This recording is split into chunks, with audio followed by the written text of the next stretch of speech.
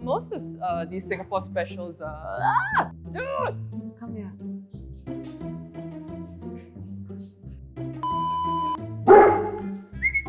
Yes, cleaner, I know. Hickory. And, you know, they might...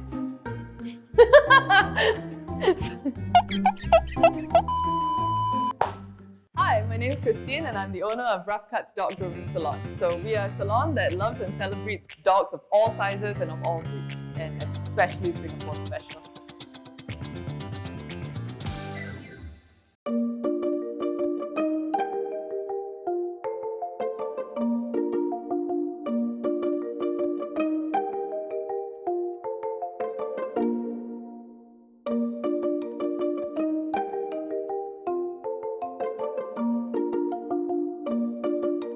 I speak dog trainer, if that makes sense.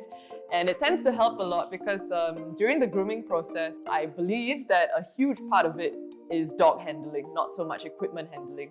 And that's what we try to emphasize and practice upon here at Rough Cuts.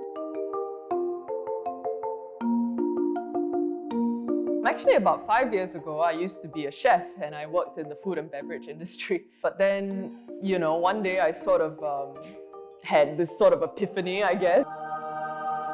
Because I ended up adopting a Singapore special of my own. He was quite a handful. And so I decided to sort of delve deeper into dog behavior, just sort of to figure out why he was acting this way and, you know, how I could sort of manage him better. But then in the end, I mean, I found it so interesting that I decided to just switch careers entirely. So today I'm going to demonstrate how to cut the nails of a dog with sort of rather specific handling based on the individual needs of the dog. So first of all, just looking at this dog, right, her legs are quite thin.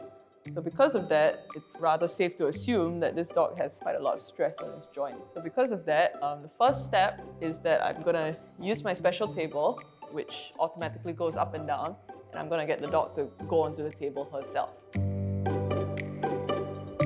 So Maya has black coloured nails, which a lot of Singapore specials have, which make it rather tricky for an owner to gauge where the quick or the blood vessel is.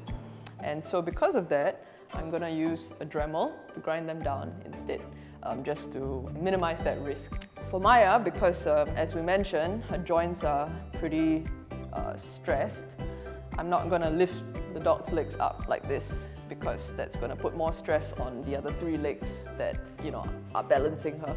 What I'm going to do is I'm just going to lift it up toe by toe, and I'm just going to grind it from there.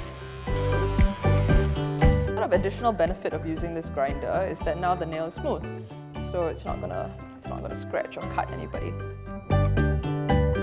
So I'm going to demonstrate how to cut nails for a dog that doesn't have joint problems, right? And rather a bit more of a traditional way using the nail clippers. So instead of doing it like this, I like to bend it backwards, like this.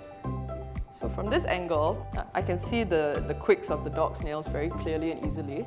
But also you can see from the side, there's barely any sort of tension or stress on anything. A lot of people as well, they like to make big cuts, but that's how you get accidents, right? So just think of it as a lot of small, very little cuts, bit by bit.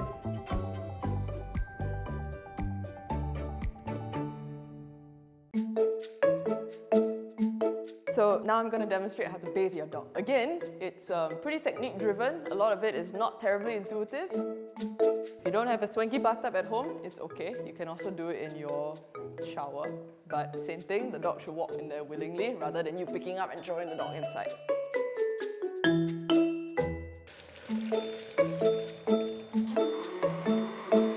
Generally, the least sensitive part of the dog is here, backwards. So butt, back legs.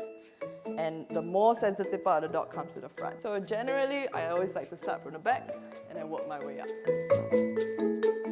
When you're scrubbing into the dog, because it's already pre-lathered, right? You don't need to scrub so hard. Actually, it's already almost done.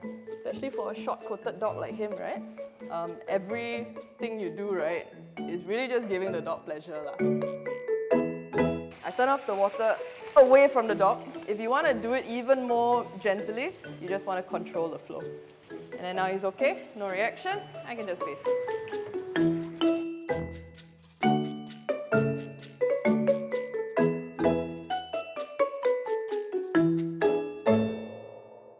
today here we have also a rather interesting case. So this is Shadow. Shadow is not only on the senior side, Shadow unfortunately only has 3 legs. I'm not going to do him on the table because not only is that an unstable surface, he's not going to be able to stand on it for very long. So today I'm going to show how to groom a dog safely on the floor. I'm going to lift him up. Again, close my body, controlled manner. Right, I just cross my legs.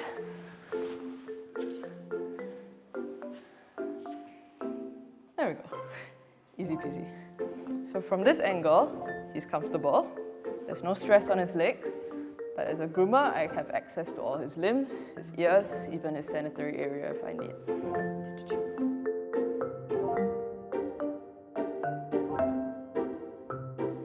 You know, raising anything, raising children, raising animals, it's going to be extremely tedious, it's going to be extremely tiring, but it's such a rewarding process.